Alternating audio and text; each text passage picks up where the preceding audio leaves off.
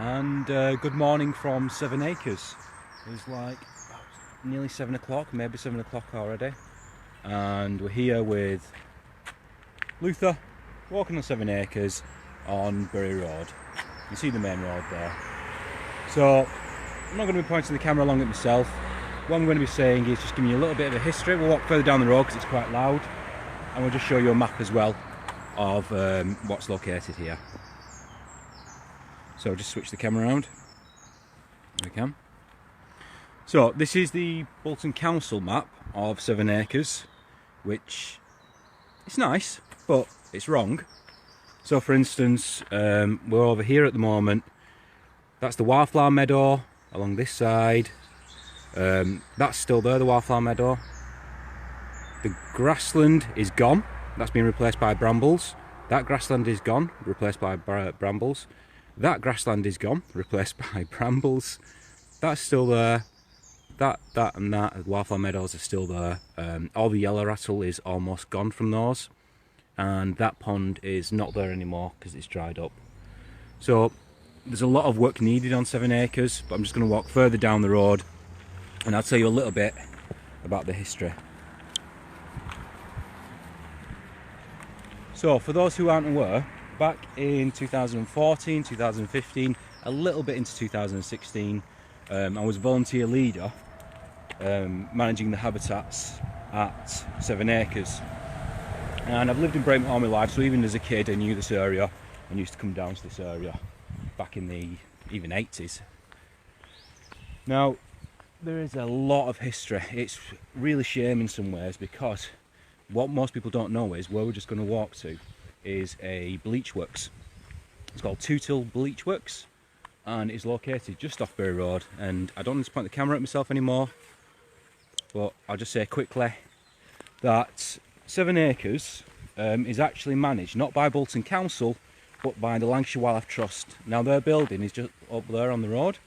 They've managed it for the last 14 years and their focus has been predominantly on the well, it's been predominantly focused on school trips, which is great, but what it means is that they focus on specific habitats where they make money rather than managing the whole park where it's best for the heritage and the wildlife. So for instance, when I was managing the habitats on here, none of this would be here because it would have been removed.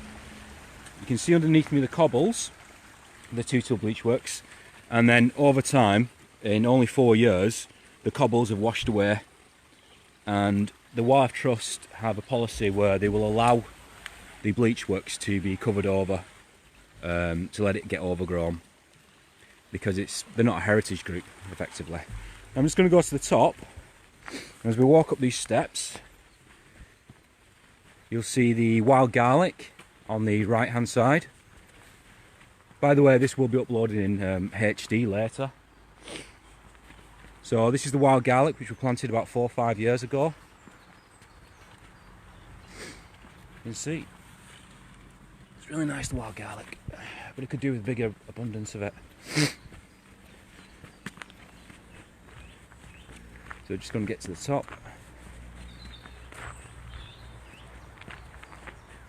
Now 7 acres is not in the best shape, to say the least.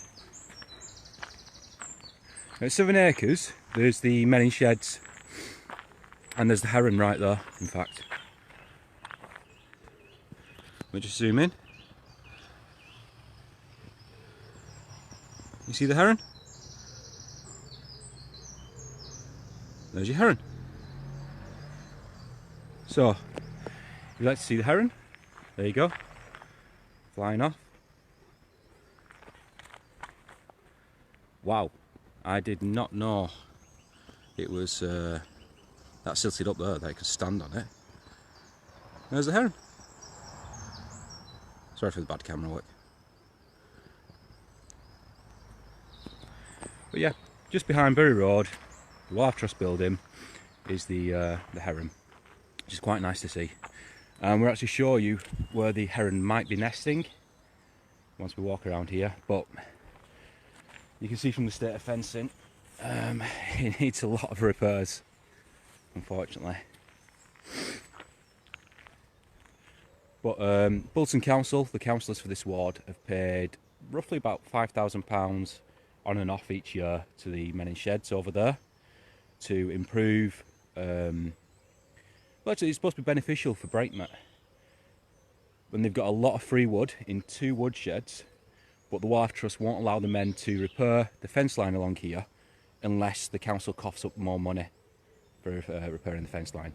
It's little things like that, and I was actually the first member of the men in sheds for this area, so it's a little disappointing, but what can you do? At the top of the field next to Wagon Road is the Wildflower Meadow. Now I'll just take out the map so you can see.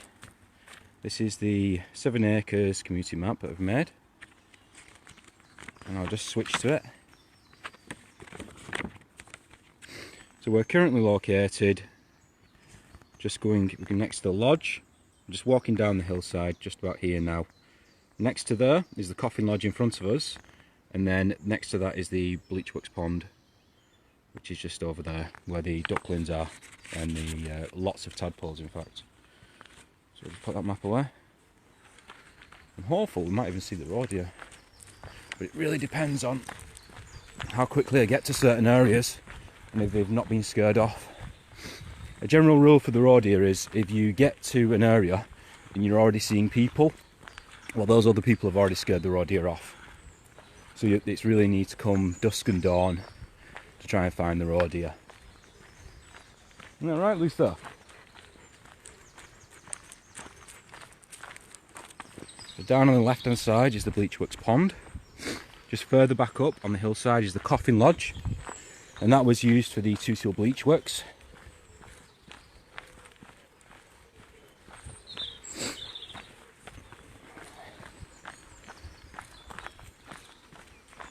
Over there we have the footprints of the road deer, which area I do know it goes through that area because of the footprints, of course.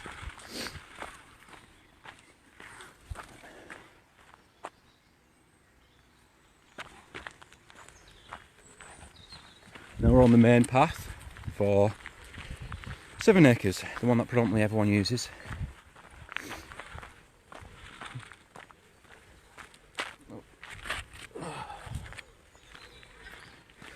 So one of the interesting things about 7 acres is no walk's ever the same. There are all little paths going off to different areas, and on the right hand side, bird cherry footpath that'll take you up to the forest and what was the grassland, but we've kind of lost the grassland to the brambles, unfortunately. On the left hand side is the Bradshaw Brook, and the entire side of the private land, Bradshaw Brook, is predominantly covered in Japanese knotweed, but there's no legislation that people need to treat that, unfortunately. So if you ever want to go blackberry picking, then this... Luther, don't pull me down the hillside.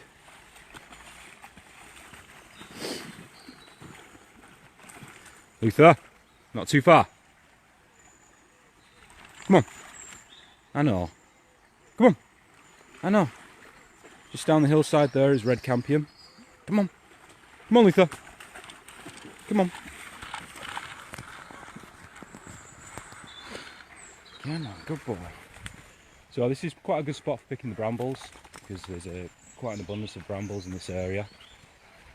The loop, I think we called it.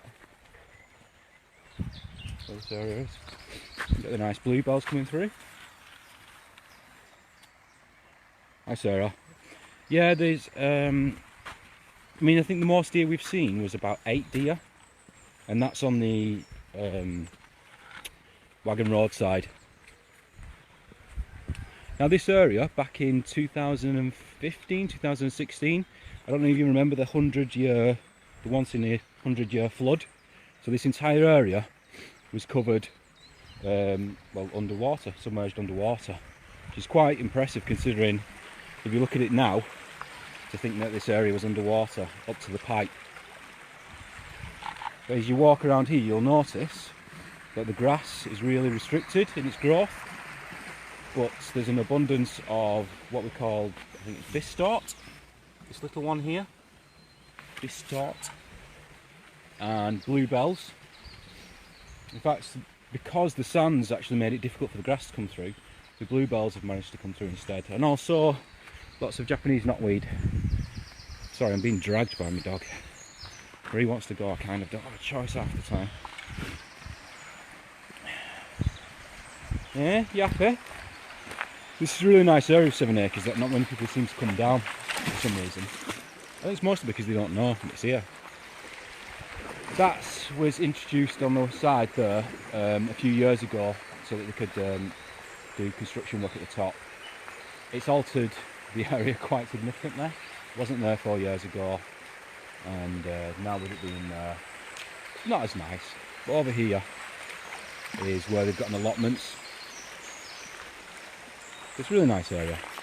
Come on, Luther, don't pick up stones. So I'm going to try and show you, and my dog will let me. He doesn't kick off. So this is the area where most people tend to go fishing on 7 acres. You've got a lot of red campion there. Really nice little plant.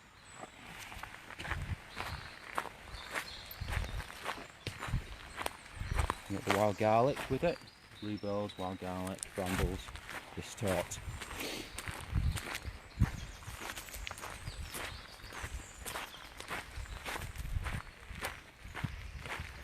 On my left hand side is the industrial units, the warehouses, and behind those warehouses is the lodge, and it's all private land, that area. You can see through the ground if you look at the ground.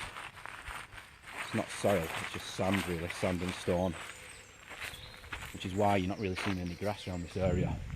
But the benefit for that is, if you have a look, the bluebells. Now they're getting slowly lost to the balsam. So if any of you are not familiar with Himalayan Balsam, it's this annoying little plant. And if you see it anywhere, destroy it. This is just an awful little thing. Cut it to its lowest node, which is to the ground, and you'll be doing the park a really big favour. But unfortunately that's spread everywhere. So I think on 7 acres this is probably the biggest patch we have of bluebells. But as I said, most people aren't aware it's even here because they generally just keep to the main path. So if you ever feel like exploring 7 acres, definitely come down here. It's one of the nicest areas. And that forest in the middle, the little patch, there's the geese, was often used for schools and for people camping actually as well. And if you lived on 7 acres as a kid, I guarantee you either in the 80s, 90s or before that you've tried to cross that pipe. I guarantee it.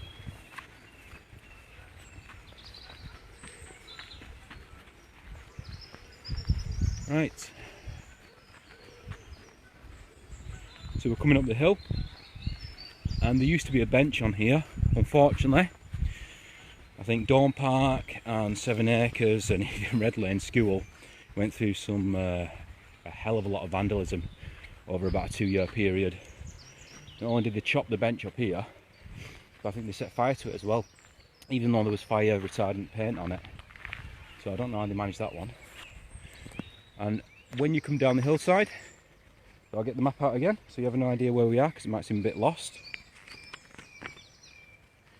Just be a second. So here we are. The forest is there. The bench that used to be here is just situated in front of me. We're going to go down this hill to one of my favourite areas. In front of me is a grassland, maybe Wildflower Meadow, but that's been lost to wildflowers. Not wildflowers, brambles. And in front of me, if anyone can identify that, that's an apple tree. Apple blossom. But yeah, that area up there is supposed to be a grassland. It's not a grassland anymore, it's just brambles. There also used to be raspberries on my right hand side when we get to the bottom of the hill. There's no raspberries anymore, unfortunately.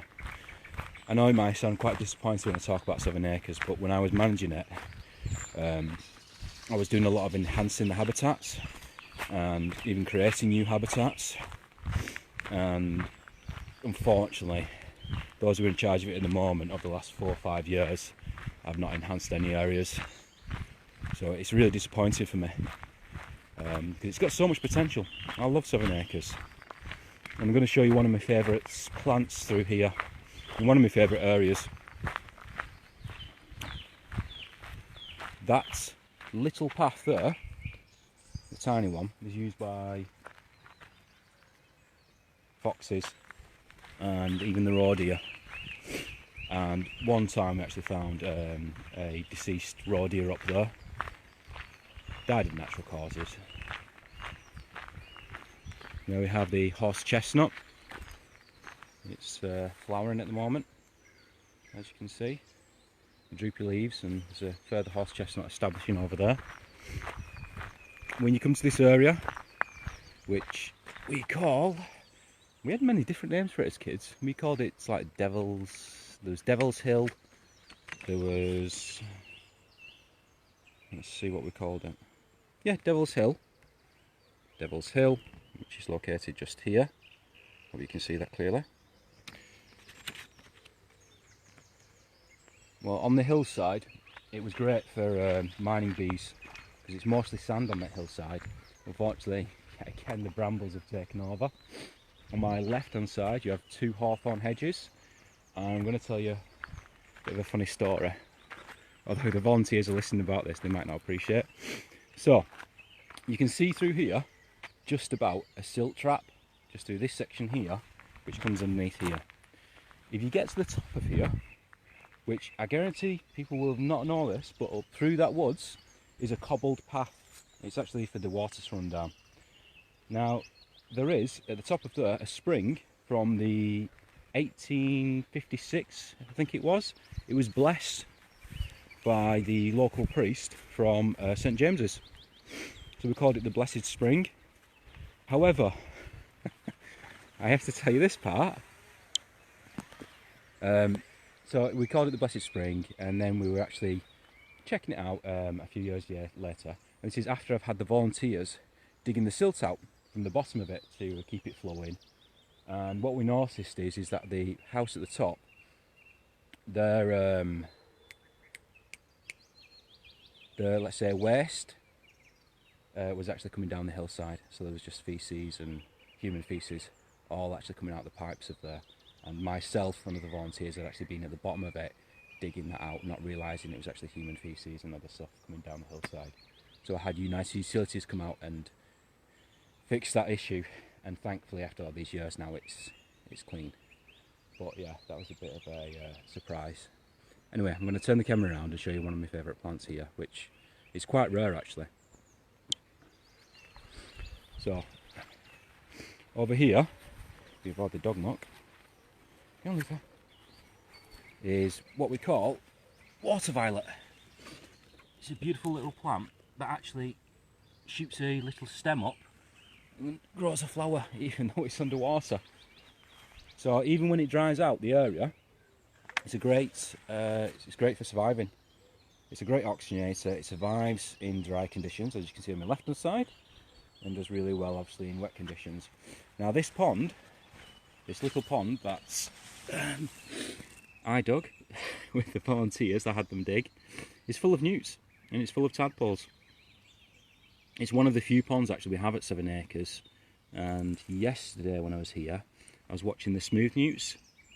Now it's a little bit choked up, so it's quite difficult to show you the newts in here, but if you're down here with your kids, I wouldn't advise just stirring the water. You just need to stand by it and just watch, and you'll see the newts moving about. So it's a really nice area, but me personally, if I'd carried on managing this area, I would have taken back all the brambles in front of us and the willow and extended and made new ponds, because there's about 4 to 5 springs coming down the hillside. So it has a lot of potential still, 7 acres, but it does need a lot of work, unfortunately. Right. So I'm going to try and show the heron and its nesting. There's some bluebells through the woods on the left hand side up here. And Luther's got a storm, so he's quite happy now. I mean, one of the big problems with 7 acres is just the brambles. I mean, everywhere is covered in brambles now, which is great for the blackberries. Not so great when there's nothing but the brambles everywhere. And if you're not aware, you can actually get a thornless version of the bramble. I think Oregon bramble. So if you ever want to grow them in your garden, they're quite good for that.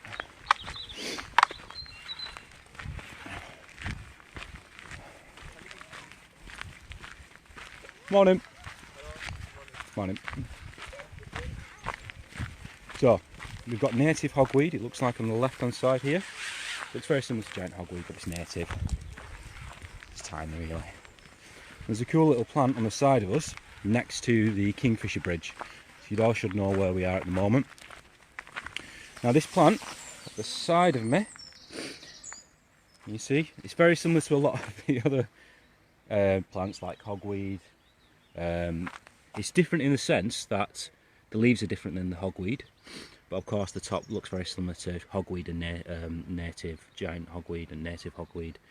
And this is actually sweet cicely, and we know it's sweet cicely because if you crunch up the leaf, give it a rip and smell it, it smells like aniseed.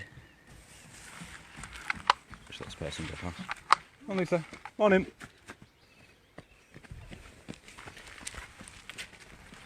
So if you'd like to know what that plant is, just rip up the leaf and you can smell sweet cicely aniseed.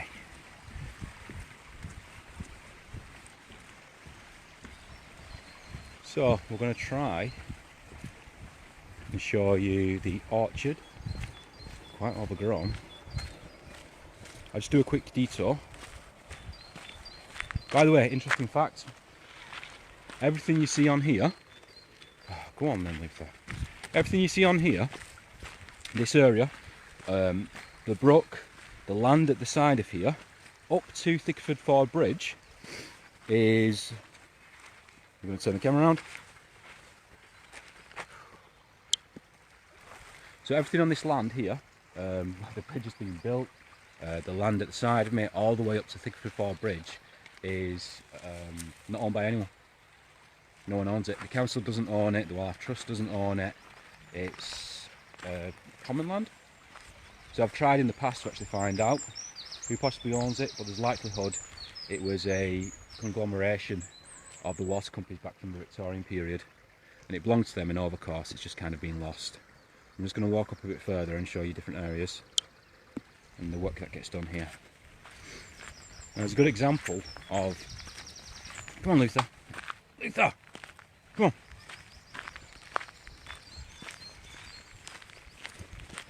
So, don't really like filming people, but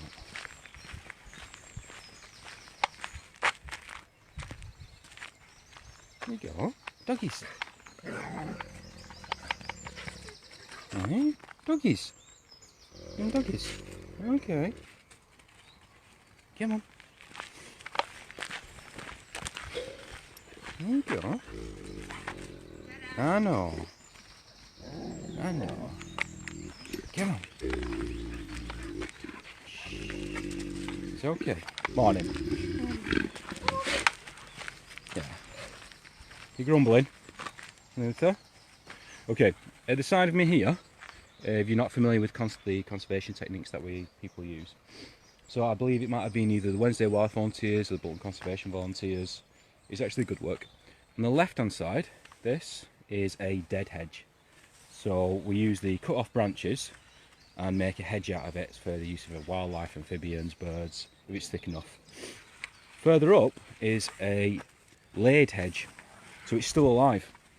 It's a hawthorn hedge where it was not particularly thick. By laying on its side, you make it thicker. And as you can see, once they've laid it on the side, you'll have, let me just find a spot, new shoots growing. You see? So it's growing up now, but it's made it significantly thicker so nesting birds can actually use this. It's also quite a nice feature to actually be able to see the field.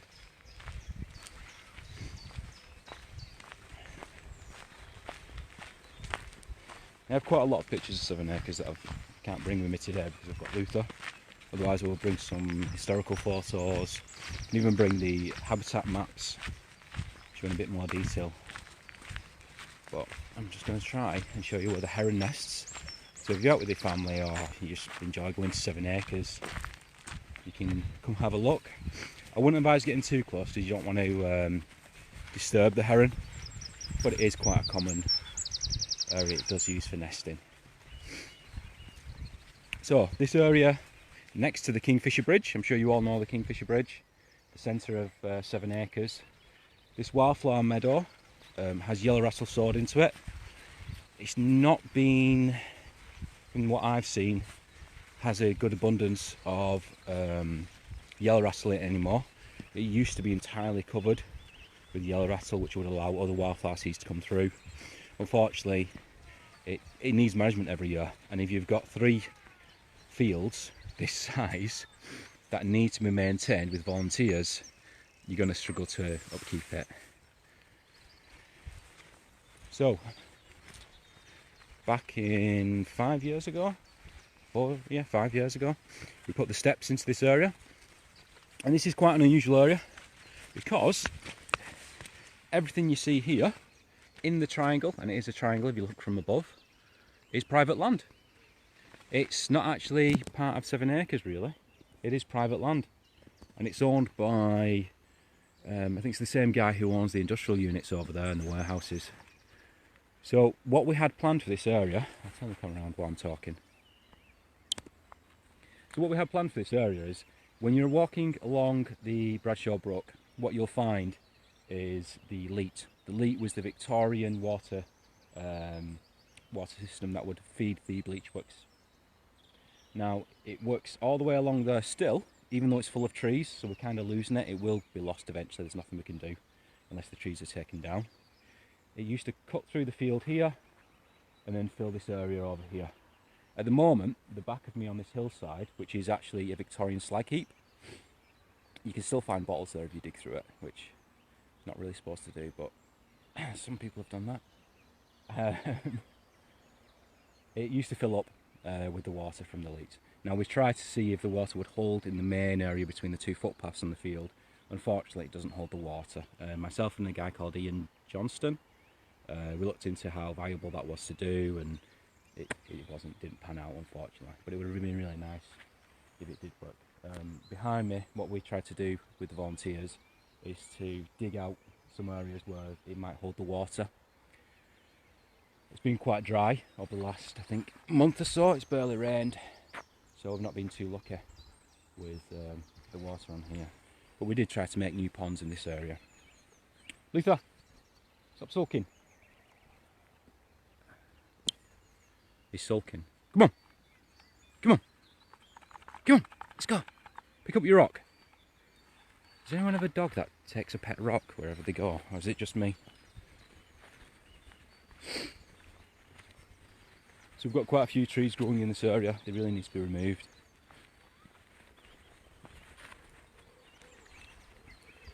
I'm going to try and see the heron's up there. I don't think he is.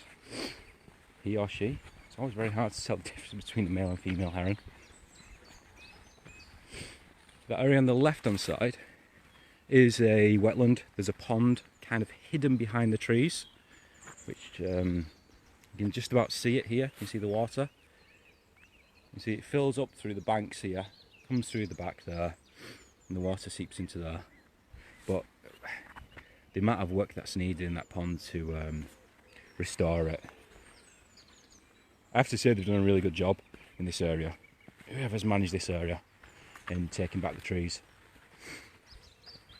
really good job. Because there's been times in the past few years where you just couldn't get through here at all. So whoever's done this work, well done. So, if you do come down here, it's a really nice little area. You are allowed here, so don't worry. Just because it's privately owned doesn't mean the guy doesn't particularly mind. So, about 4 or 5 years ago, the pheasant you could often find up there. I've not really seen the pheasant in the last few years. There's a good chance a fox has taken it. Up there, in that tree, is where you will find the heron often nesting. There's about 3 different locations this area for the heron to nest. And it's quite a quiet area, a nice area to come down to. But the hillside is a Victorian slag heap. You can dig through it, and it's quite dangerous actually, because it will just give away. It's very loose. But up on the top of the hillside there is an orchard. There used to be, I think, at least 12 apple trees. I think they're down to 6. I think when they first planted the apple trees, people decided to help themselves to them. I really don't know why. They're not that expensive. And they need regular maintenance with the grass cutting around them, so you can get the nutrients to them. And they're quite stifled, unfortunately, the apple trees that's been planted there. They do need a lot of maintenance. So, doesn't look like we're going to see the roe deer this morning. I am going to try and take us to a place where they might be. Might take you off the beaten path a little bit. So because 7 acres is so massive, and because of the brook right in the middle, I can't just skip to the different locations I want to show you. I might have to do another video some other time.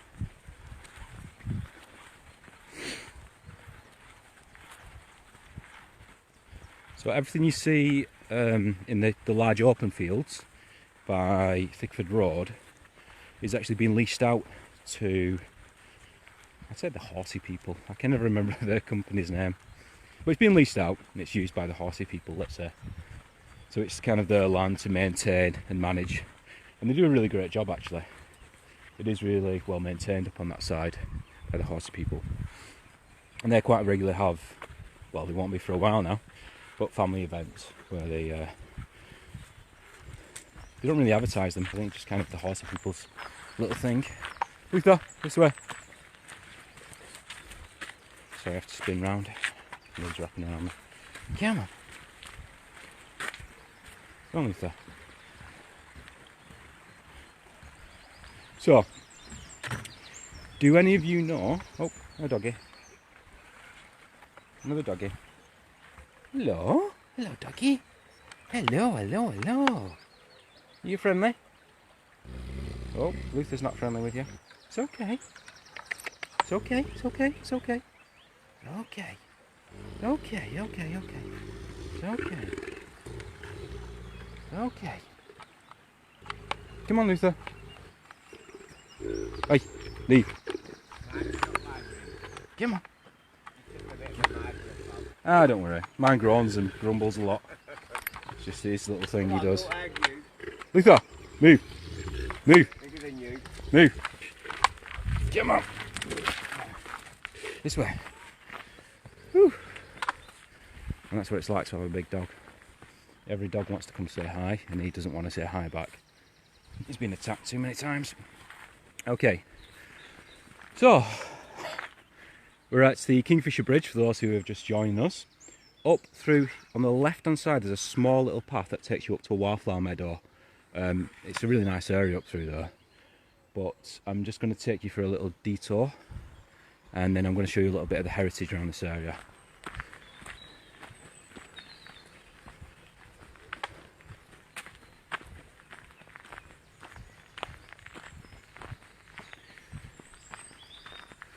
So, those of you who've lived in Breakmouth since the 50s or even before that, you probably know that 7 acres almost had no trees whatsoever. If you look at any pictures for that period, it's just a barren, well, not barren, there's grasslands, but it's just very open area. And I'm going to tell you a little bit of a sad story regarding the hillside here. But by the 1970s, the trees along this side were big enough for the kids to put rope swings over the trees. Unfortunately, one of the kids, when they were swinging their rope swing, rope broke and the kid died, unfortunately. So the council came during that period and they chopped the majority of the trees which were by the hillsides down to prevent that happening again. I believe it was around this side area actually, from what I remember, on this side of 7 acres. You still get the bluebells through here, but as you can see, the Himalayan Balsam is slowly taking it away, which is a real shame, but what can you do?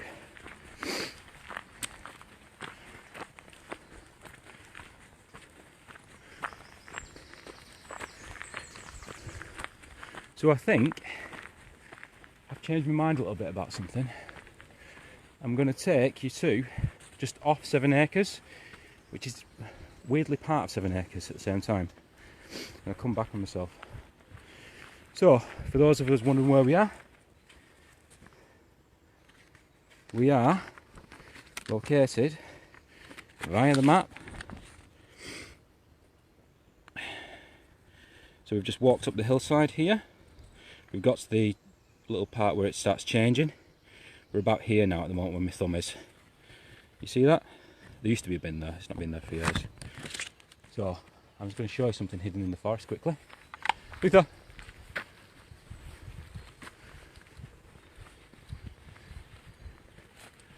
You can just about see.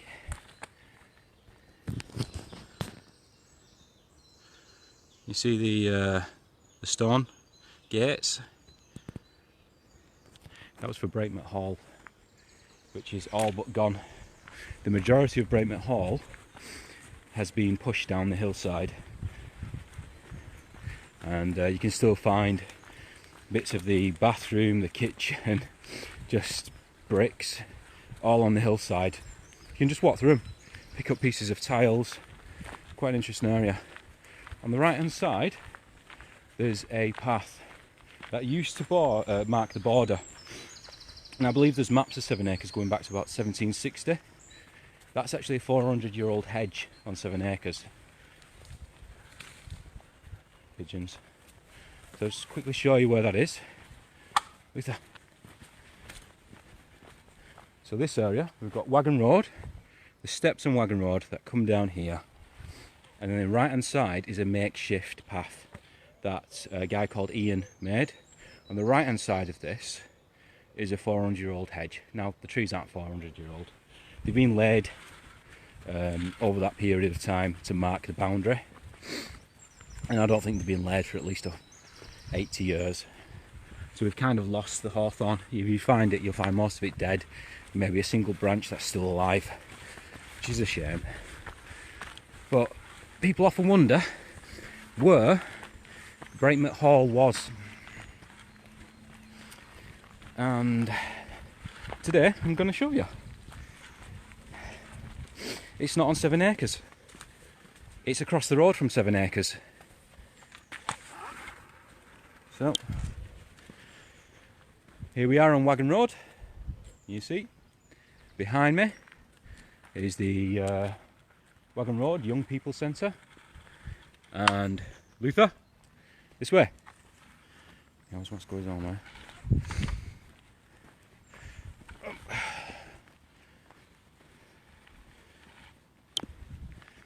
Here on my Luther, my God. You know how old that fence is. I'm sure that was in the 1940s, that fence. I'm sure of it. Possibly. No. Yeah, could be. Anyway. So, we're almost there. So 7 acres, Wagon Road on my side. And this is where Breakmont Hall was actually located. And you can start to see how we know it was located here, because there's some little hints left behind. One of the coolest trees we know, just off 7 acres, is this little area. So the tree has actually grown into the fence. You see, it's grown straight through into it, and they've not removed this fence, and that's easily 1940s.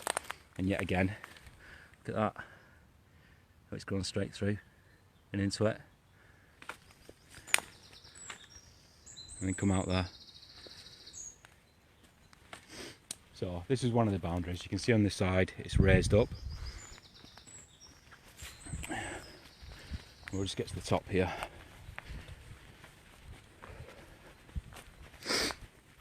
And then I might try and find a road here on a spot. Oh, road here.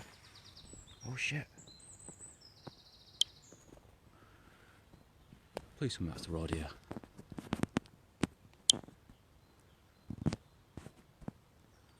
Yeah, the road here's up there. There, see? Running through the forest.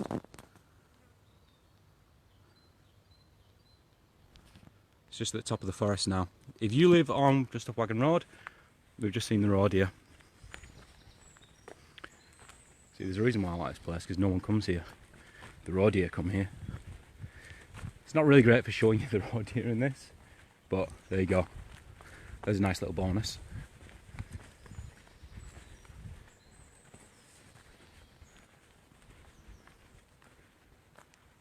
I think it might be on the opposite side of us. I don't want to chase it. But I would like to show you the road deer on 7 acres, because most people don't even know they're here.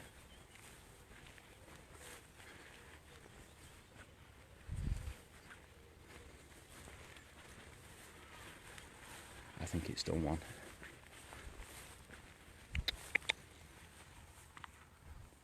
Anyway,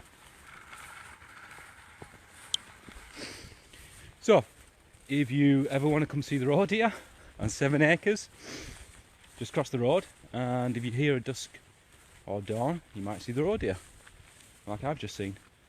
Like a young one, that actually. It seems to be by itself. Anyway, I see them quite often. We know all the areas where they are. Basically, if you want to see the road deer in Bolton, you can go to 7 acres in the morning via the Wagon roadside.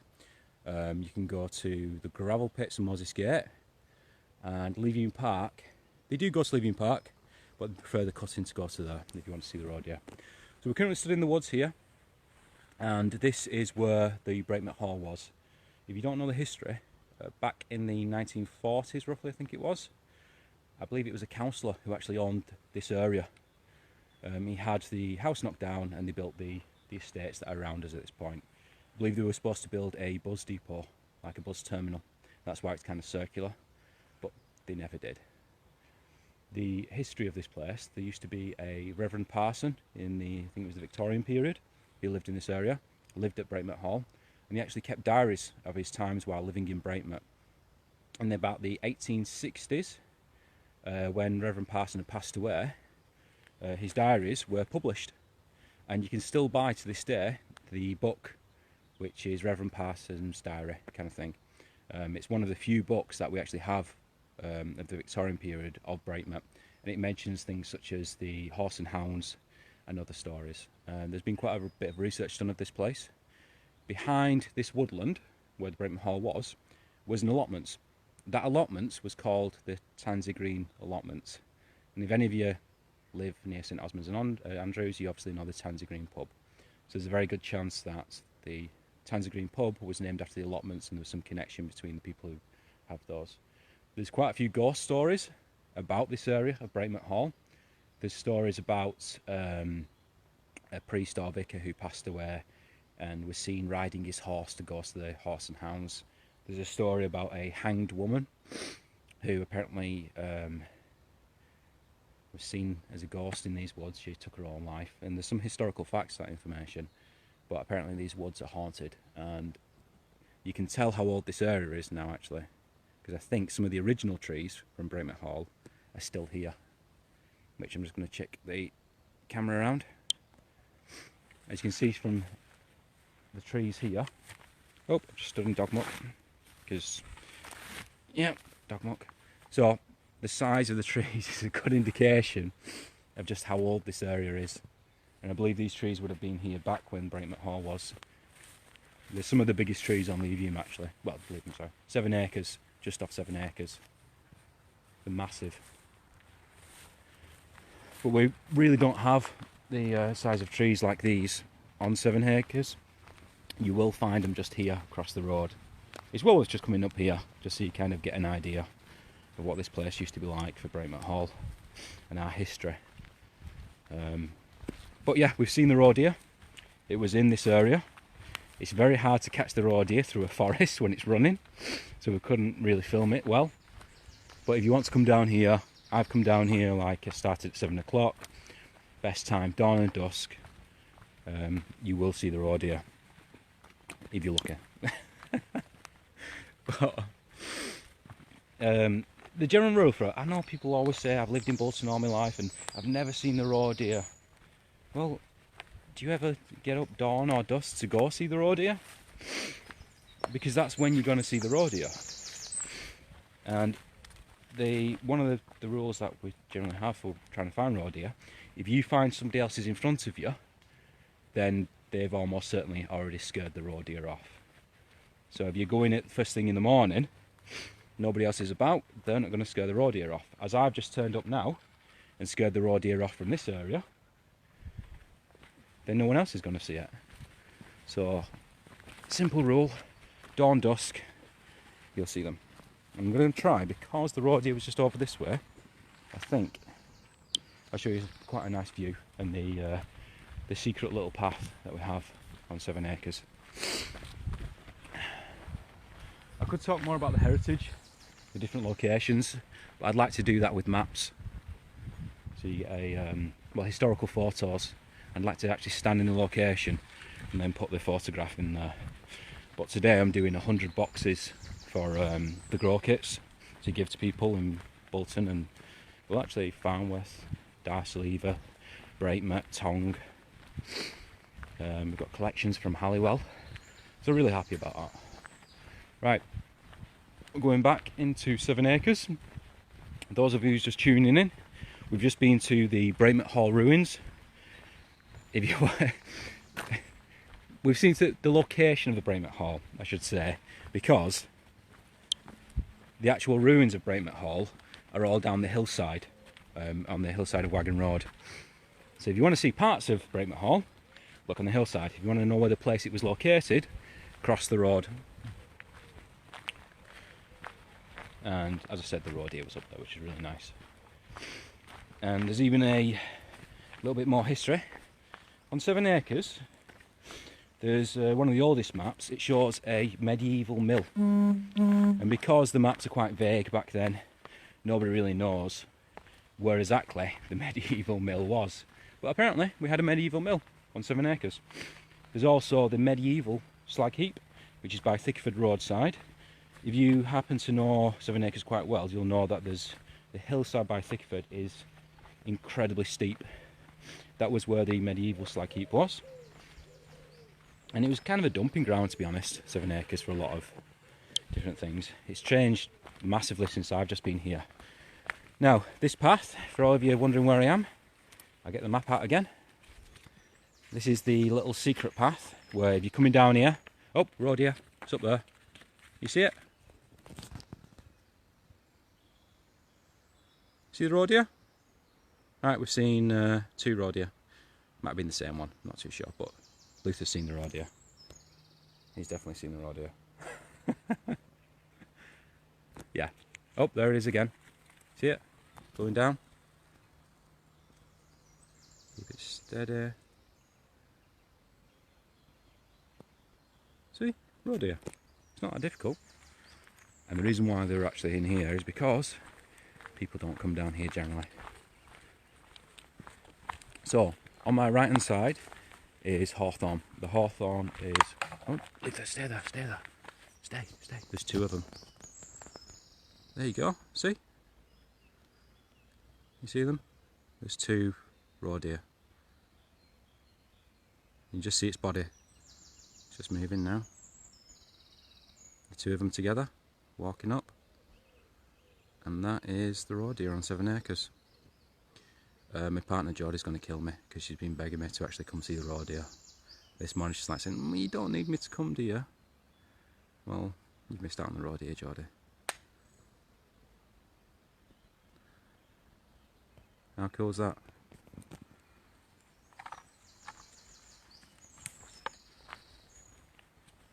So hopefully we just walk quietly. They won't get skittish. Super skittish though.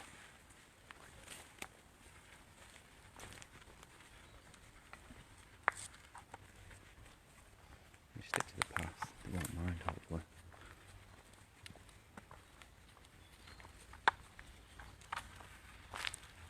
Oh, getting skittish. Stay.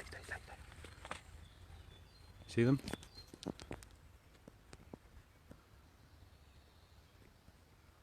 Oh, my camera's terrible.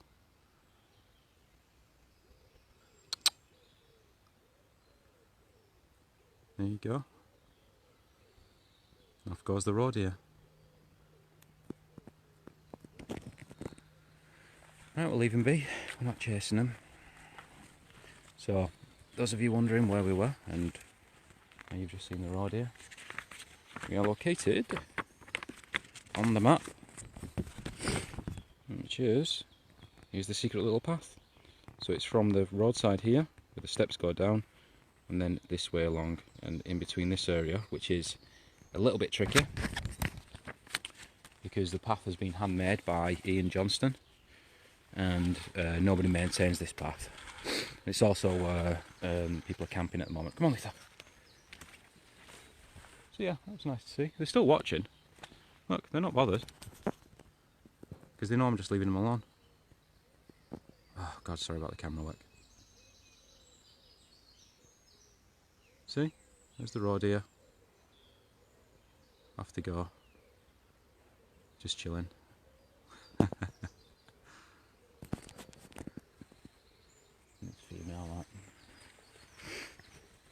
Right, so we'll get back to the history. On the right hand side is the hawthorn hedge. It goes back 400 years as a boundary.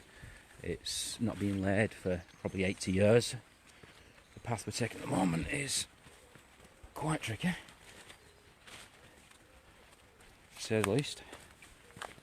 If you're tuning in, you just missed the road here on 7 acres.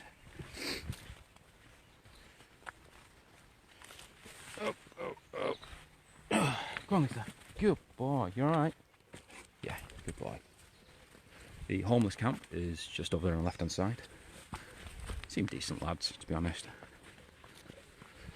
Down here is the Wildflower Meadow. Let's just have a quick look at the Wildflower Meadow. It's quite a nice open area, this. So, if you come to 7 acres, you're looking for a bit of a scenic view, I'd recommend coming into this area. It's a little bit hidden.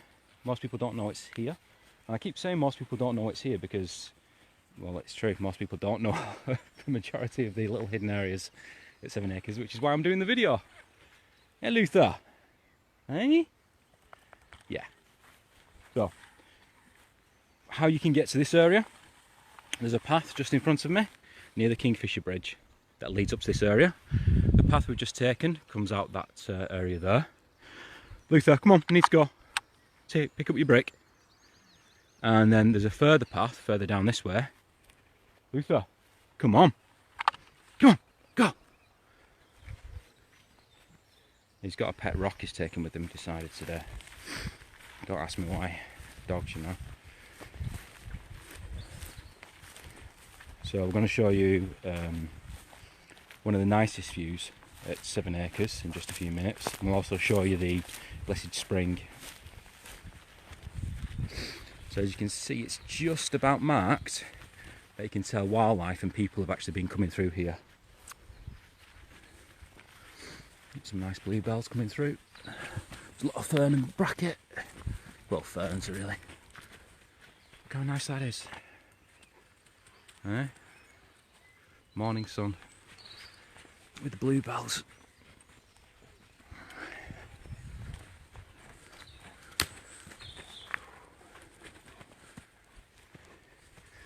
And then here we are, back on the path. The hidden path of 7 acres.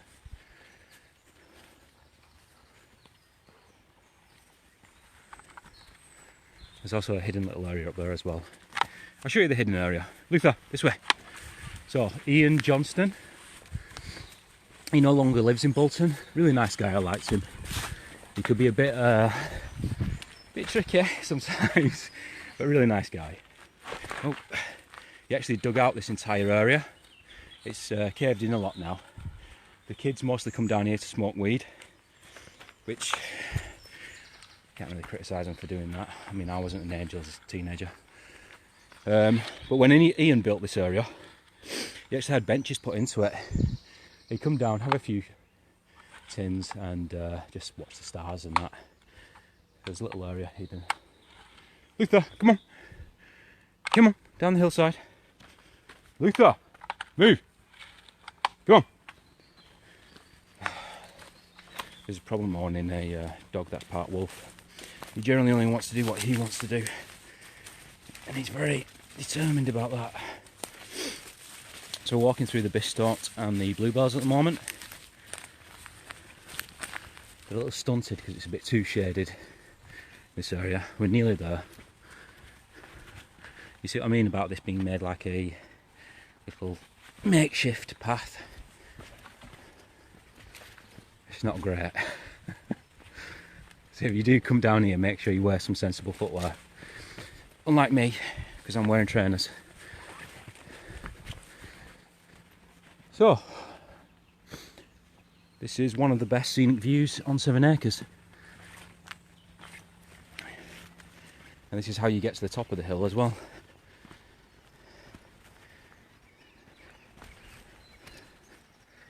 There you go.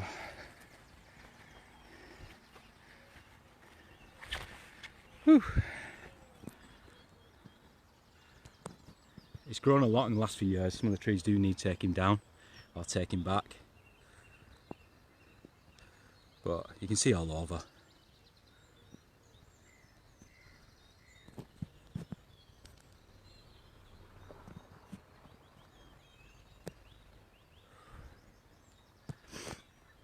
Oh. Yeah, so around us on this hillside is the gorse. I think it's gorse, yellow gorse, something like that. So I've got a very busy day. I usually every year look through wildflowers and remember. So those of you wondering where we are located, so Wagon Road is here. There's a footpath that takes you to this little makeshift path. You're taking your own chances going on this path. If you fall, that's your own fault, not mine. And then just down this little path on the right hand side is where I'm stood at the moment. At the bottom of here is where the three ponds are. And just to the side, up at the hillside, is the Blessed Spring, which we'll be showing you as well. Whew, God, it's difficult with Lisa. So I would like to take some of these trees down, but I can't really. If you are going to come down here, you definitely need to see this view. And at night time, it's spectacular. So we're going to walk back up. There's also a bit of heather and stuff around here, which is nice. Oh, look at his face. I'm trying to do this guided walk and he's determined to take a rock for a walk instead. I know. We're going to have to go, Luther. People don't want to see you playing with a rock. Come on, let's go. Move. Come on. Come on.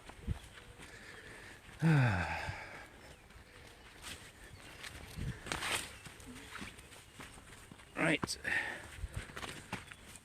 See what I mean about tricky? I just slipped myself. Whew.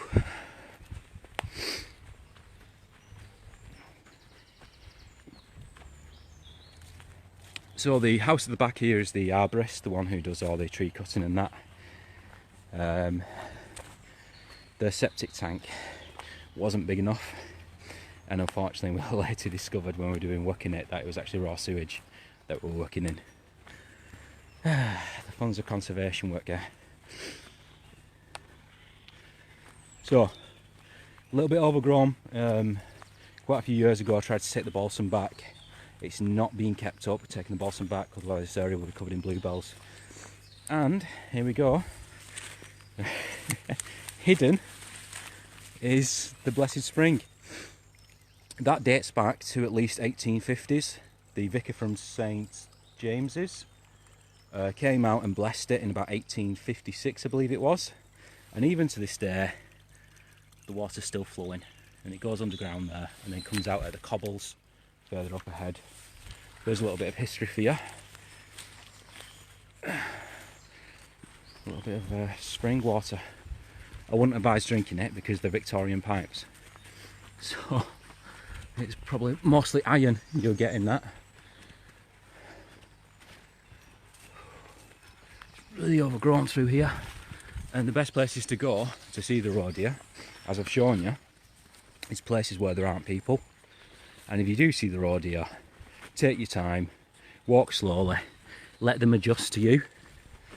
Don't follow them, because then they think they're being chased. You know, just stand and observe.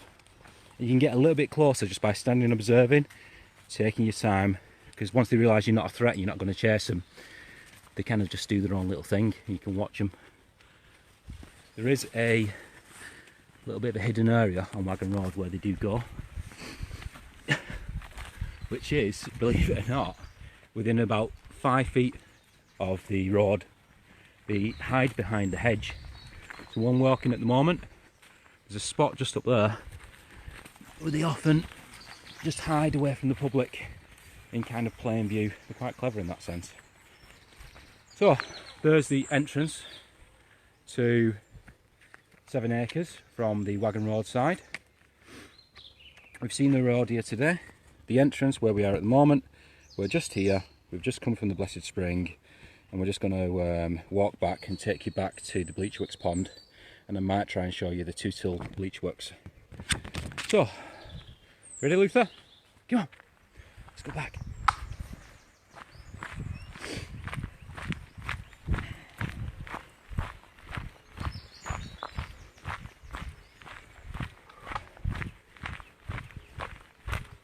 So on my left hand side, when we're coming down this hillside, actually I start on the right hand side. On the right hand side is a grassland. Generally I'm not keen on grasslands. I always just want to make them to Wildflower Meadows by adding yellow rattle. But it should be an open grassland. It should be open and void of any brambles. Unfortunately, it's nothing but brambles. On my left hand side is where you can see bluebells yet again. This is where a lot of the kids, if your children have ever come to 7 acres with the Wildlife Trust, they would have come into this forest, and it would have been used as an example of the different type of insects you'd find under shaded areas, damp areas, compared to what you'd find in a meadow. It's quite a good educational place, but you can see there's been a lot of burning of rubbish in here. This is yet again an open grassland area. The open grassland area is yet again where if you've got kids who've come to 7 acres as part of teaching days, the Wildlife Trust, they would have seen this area and been using it for finding little bugs in the fields and how they'd use different habitats. On my right hand side is, unfortunately, and this is quite amazing really, the left hand side as well actually, but on the right hand side used to be 4-5 years ago. That is only 4 to 5 years of growth for that entire area to be lost to brambles. That's all it takes, 4 to 5 areas to take over an entire area. And when I was here, it was just entirely a grassland. So things have changed quite a bit. Luther, stop sulking. Come on. Come on, this way. Come on. Come on. I know you're sulking.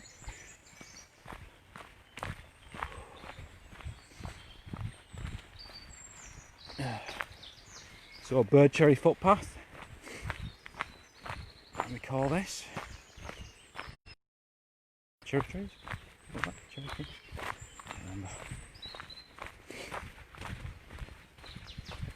Okay. I'm going to show you a pond that never became a pond, unfortunately. So when you're often digging ponds, you need to make a silt trap to collect all the surface water, otherwise you just end up with mud in your pond. And we never got to build a silt trap, so if you've ever come down these footsteps and wondered why is there just a big muddy mess on the left hand side here, it's because we never finished the pond. I mean, I had to leave the Wildlife Trust at the point because disagreements, but yeah, it never got finished unfortunately, so it's a shame. So as we're coming towards Bury Road, you'll find that you can hear always running water. coming into the brook. Now if you know where I am, we are located, I get the NEWT out, NEWT map out. So 7 acres map that we've made quite a few years ago. They're free if anybody wants one. And we are located, let me just find my finger. We're just located here. You see, Bury Road, steps. Just around here by the brook, you can always hear the water. And I'll show you what's happening.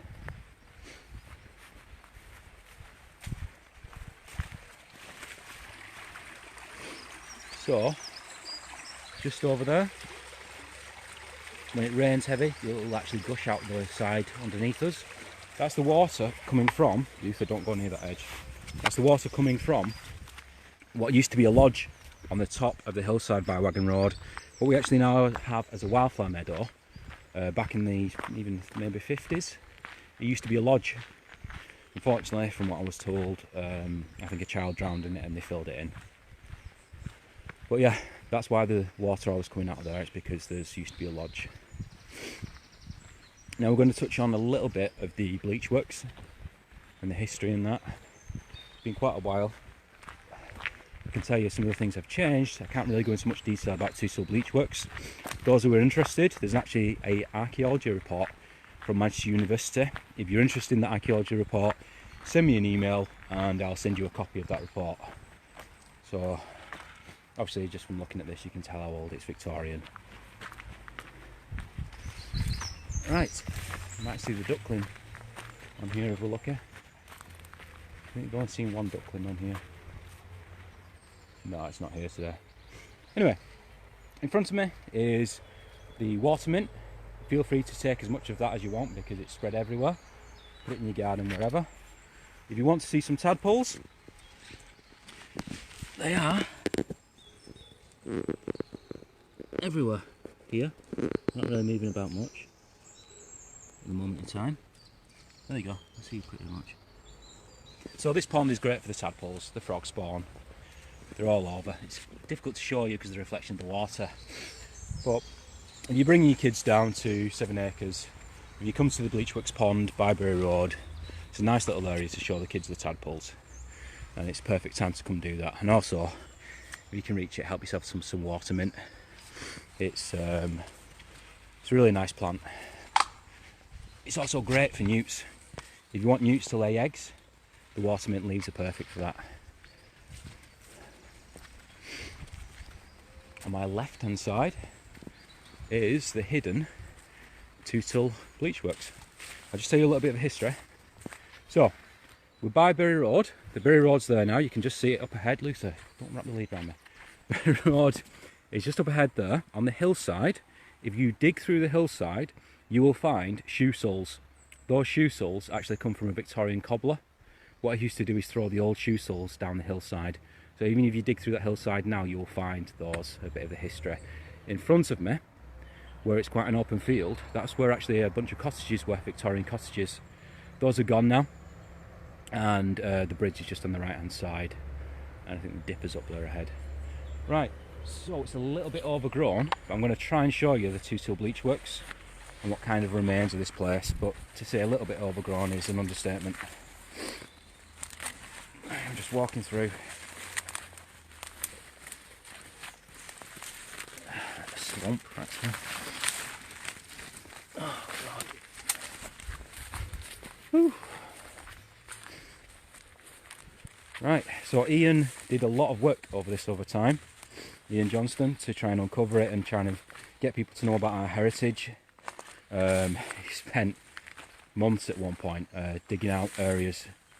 So this, in front of me, is a sluice gate for the coffin lodge. So just up the hillside here is the lodge that they used as part of the bleach works.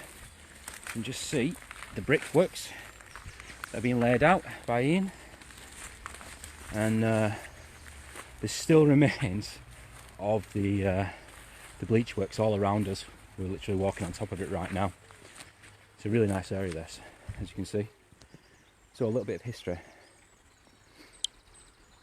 Apparently, as the story goes from what I've been told, The Wildlife Trust built the pond on top of the factory floor. So underneath there is apparently a lot of tiling of the old bleach works, which apparently they weren't supposed to do that. The brook that they've kind of got through here has been altered to come through this way. It's been smashed through there, kind of destroyed the heritage a little bit, to redirect the water to come in here first rather than when it was coming through that area. I'm going to show you the cobbles if I can reach it, but it looks so overgrown I'm going to trip. Right, we'll try and show you the cobbles. This is probably one of the best intact bleach works we have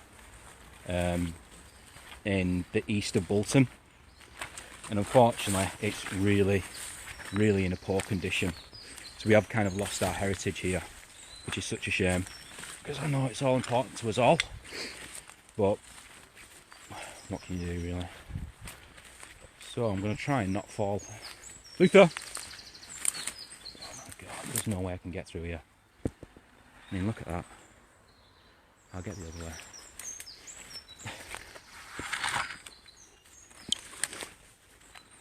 It's a little bit frustrating because 5 years ago, when I was managing this area, I uncovered and spent a lot of time with volunteers uncovering the bleach works area, the cobbles. It was all open so everyone could see our heritage and what was here in the 2-2 bleach works, and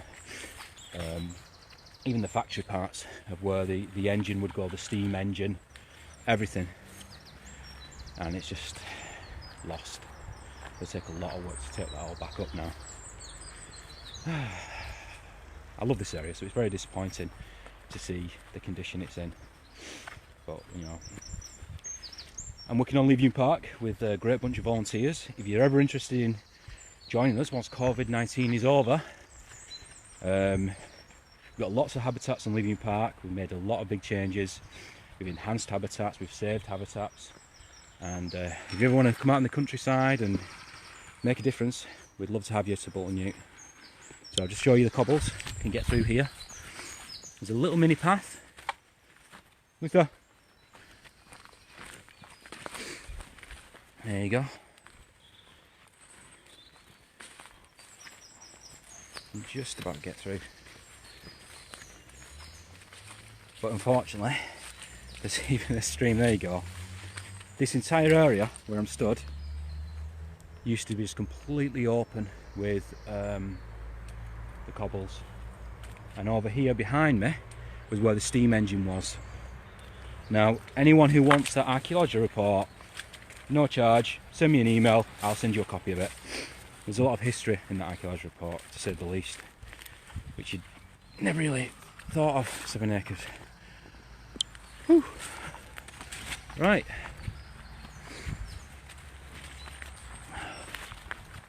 So, we're coming to the end of our walk, and we've seen the roe deer, we've seen the heron.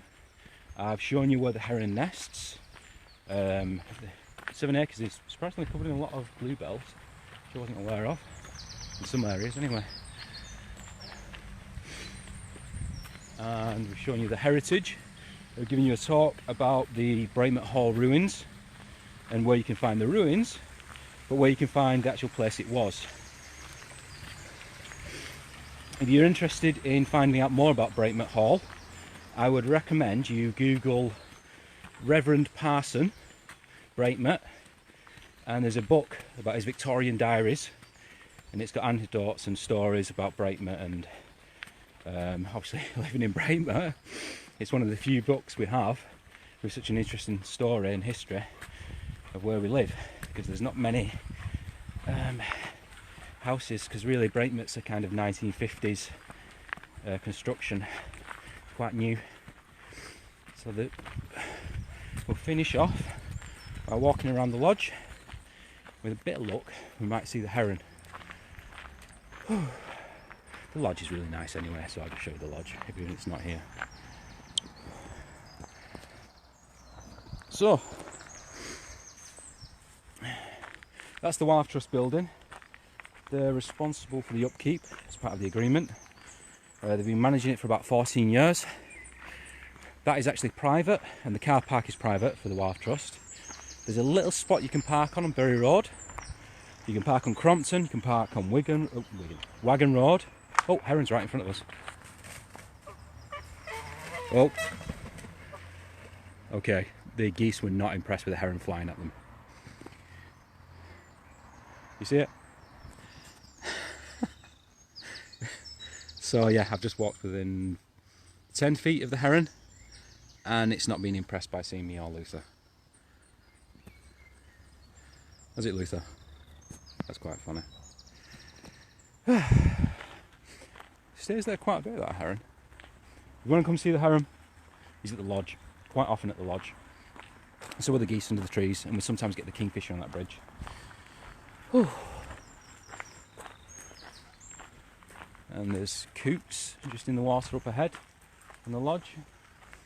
And as I was saying before, when you're making a pond, I'm going a bit of a random one here, but it's because I'm describing what's around me. As you're making a pond or a lodge, you always need a silt trap, and that's to stop. That's dangerous. That needs fixing. Somebody let himself with that. I have to tell Councillor Warren she'll do something. So, anytime you build a lodge, you build a pond, if it's runoff water, surface water, you need a silt trap. And a silt trap is just a pond behind it that kind of collects all the running silt. Look, duckies. Hello, duckies. That needs emptying, actually, the silt trap. I don't think they'll mind if I get a bit close. So I kind of want to show the silt trap. They don't care. I don't think they'll like Luther, though. So you've got a female and 2 males. Let's just walk up there. And that is a silt trap. Quite a big area. They're not bothered. Yeah. See? See what I mean about 7 acres being a nice place for wildlife? There's geese on the lodge. There's the heron on the lodge. There's coots on the lodge. There's ducks over here, mallards. Having a little walk around. They're not too bothered about us being close to them, even if they've got Luther nearby with his brick. So I've not described much wildflowers while I'm out here, and one of the reasons why is because I need to change the camera around. I'm in a bit of a rush. We need to get 100 kits out, growing kits to people for today and tomorrow. We want to do a bit of a live stream from the allotments when we're doing it, so we can show people what's happening and who's going out. And as we bring the walk to an end, I just want to say thank you for watching. I hope this has been informative.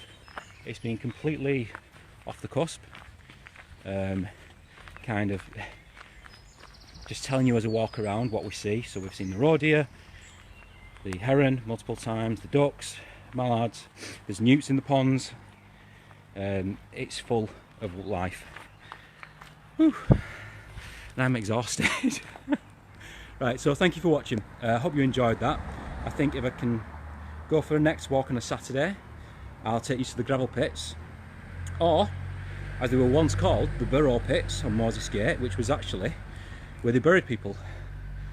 People don't know that one. That's an interesting one. I'll bring on next Saturday the habitat management plans for the gravel pits, which aren't really public. They should be public if you want copies of anything. For instance, if you want copies of the habitat management plans for 7 acres, email boltonnewt@gmail.com. I'll send you a copy.